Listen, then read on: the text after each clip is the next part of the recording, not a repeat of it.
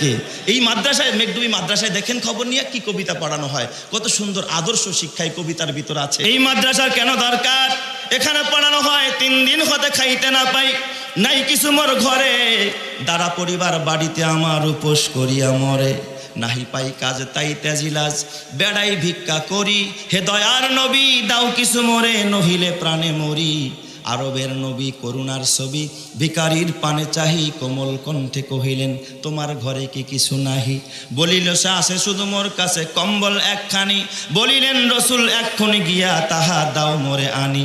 সম্বল তাহার কম্বল খানি বেচিয়া তাহার তরে, অর্ধেক টাকা দিলেন রসুল খাদ্য কিনিবার তরে, বাকি টাকা দিয়ে কুঠার কিনে হাতুল লাগিয়ে নিজে, বলিলেন যাও কাঠ কেটে খাও দেখো খোদা কি করে কি যে।